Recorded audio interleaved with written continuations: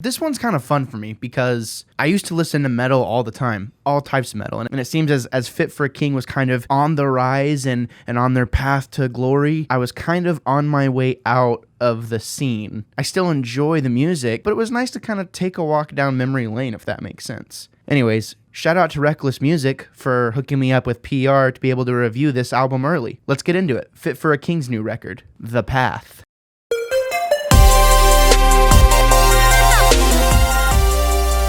Welcome all fellow wannabes, welcome to the channel. I am Gabriel Fast, I do claim to be the wannabe critic. Really fast, I just want to try something. If you like music reviews, if you like reviews period, do me a favor, hit the like button, hit the thumbs up down below, hit subscribe and hit the bell. It helps keep me relevant and you will never miss another review. Some people tell me sometimes, hey, I like your reviews, yet they don't subscribe, but that might be on me for not reminding them to. Just really quick, wanted to tell you that. This is what we like to call a Reckless review. This is where I do a review for reckless.co.uk. You can go check them out. It's a really cool website where they talk about bands kind of in the alternative scene and you know, on the rock scene and things like that. It's a pretty cool website. So it was kind of cool because I got sent an email to listen to this album ahead of time. That way I could put out my review and hey, maybe people will actually watch it.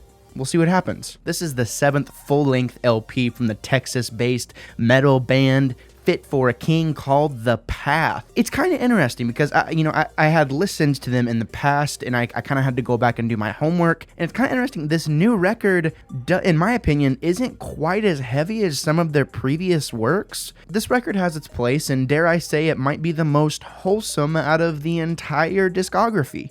I did enjoy my time with the record. I don't think it necessarily, and I know I use this term a lot, I don't think it necessarily breaks the mold in any way. I think it delivers more of kind of what you're used to. It takes you for a wild ride the entire time, and it really only stops that ride to give you enough time to catch your breath before it takes you right up the hill again. And that's a really satisfying feeling whenever you're going into a record like this. It's somber whenever it needs to be and reflective when it needs to be, and it's also blisteringly thrashing whenever it wants to be. I think it's taken elements from some of their older works and been able to weave it into a really satisfying 10-song record. I mean, it's good. Loyal fans of the band, I think, are going to really enjoy this record. I think it's really going to speak to them in a similar way that the older records have. Fit for a King's had records out since 2009, and whenever you move along in a band like this and you're putting out a record every couple of years, I think it can be probably kind of difficult to figure out new ways to innovate your sound.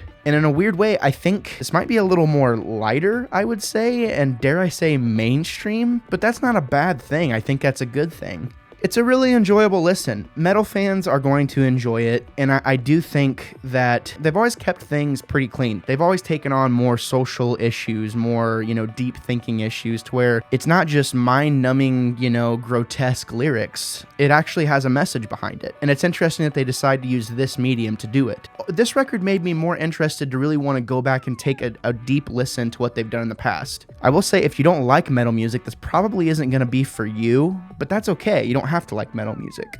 I don't listen to it as much as I used to, but it makes me happy whenever I go into a clean record like this and it's enjoyable to listen to. And like I said, it makes me want to go back and really pay attention to what they did in the past. Overall, it's a really good time. It's a solid record. As far as a score goes, I'm going to give it an 8 out of 10. It's going to be in your rotation for a little bit, and then it's going to, kind of fade out, and that's fine. Sometimes it's good to just have a record on in the background for a week or two until the next thing comes out. But there you have it. So there's my review of the new Fit for a King record, The Path. I did enjoy it. Thank you so much to Reckless for hooking me up with the PR for Fit for a King.